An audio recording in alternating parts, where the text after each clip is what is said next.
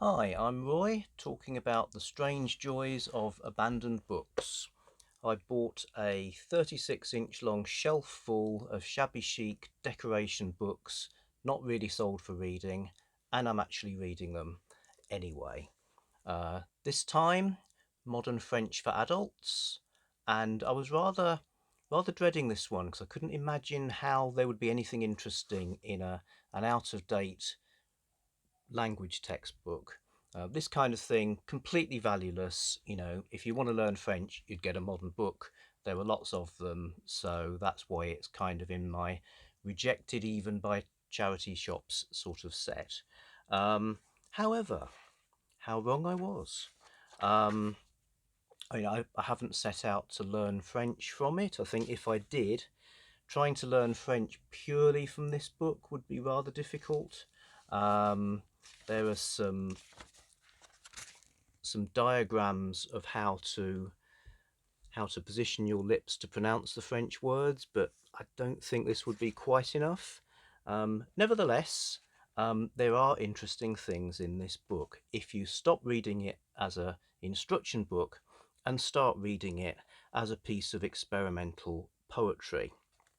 So each of the chapters, each of the lessons features some English text to be translated into French.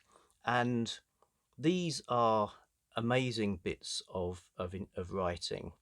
Um, so, for a start, it's one long sentence. So, rather than a list of things, we get this massive long sentence separated by semicolons. So, obviously, all of this bit of text, it must be one piece of writing, one little bit of flash fiction or poem or whatever.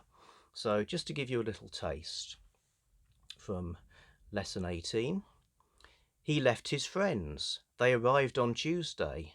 I sold my car to him in March. Did he tell the story? The boys threw them into the water. The crowd destroyed the palace. He did not see them there. They sat down near the cathedral. He went to London yesterday. We were eating when he came. I have been here for a month. The girls shut all the doors.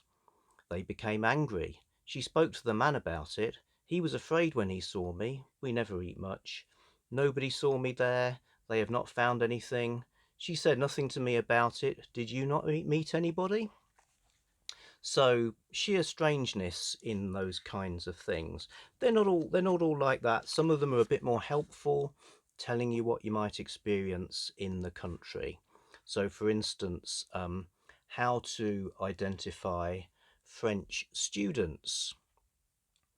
Each district in Paris has an interesting character, especially the students' district, which is near the middle of the town.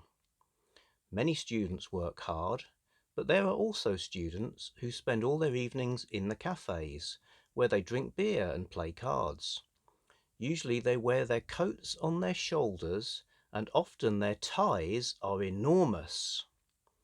When they are in the cafe or in the gardens of the Luxembourg, they make a noise, talk, argue, and shout after everybody. So, Spotter's Guide to French Students. Also useful, what to expect and how to behave in a French restaurant. Parisians like to find a little restaurant where the food is good. Many have their own table and their own serviette. And when they go into the restaurant, the owner, who is often a friend, comes to the table and talks about the new recipes. Very often also the customer, who is interested in cooking, can tell the cook why the food is not very good. And the cook is always very pleased when his customers are interested in his work. So worth remembering that French chefs really like it when you give them that kind of constructive feedback. So something I'll certainly be doing next time I'm in a French restaurant. I might even offer a full-blown performance review with objectives, because they would probably be especially delighted by that. Um, Not just talk about French people, you also learn a bit about the English as well. Um, Generally, English people do not like the gardens very much because they are so well arranged. But in the evening, it is delightful to sit under the trees and listen to the hum of the town in the distance. So it's curious there how it pivots from this kind of fact that English people prefer messy gardens to how the evening's going to play out, listening to the hum of the town in the distance. You're never far from a poetic phrase in Modern French for Adults by K.G. Brooks and H.F. Cook. But I think the real literary triumph of the book comes in lesson 12, with a piece of text that it starts off as quite a disturbing mini thriller with a sort of noirish violent edge, before changing into really a flood of words that it reminds me of the famously nonsensical lyrics to Plastic Bertrand's single Ça plane pour moi, for instance. So, get ready. Give it to him. Let us finish them now. Do it before 12 a.m. Call him. Give them back to him. Do not speak to them about it. Will he say it to them? Let us eat a good meal. Do not let us speak to them. Sell it to us.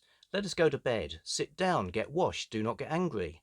Let us get dressed. Go for a walk in the park. Let us be quiet. Be pleasant. Hurry up. Do not sit down here. Pretty Colette, Captain Dupont, a franc a metre. They have big eyes. She has grey eyes.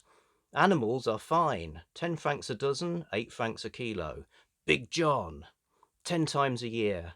She has a very pretty complexion. He is a Russian. She is English. He is a captain. He has been in France for some weeks. So, yes, I think I can say that Modern French for Adults has earned its place in my book collection. I'll probably shelve it with the poetry rather than with anything else. Perhaps it will rekindle my interest in language learning. Possibly not. Other nice things about it: you get some pictures. There's the Sorbonne, full of those students with their enormous ties. There's a map of Paris, which appears to be a quite small walled city. Yep, there's your Paris right there.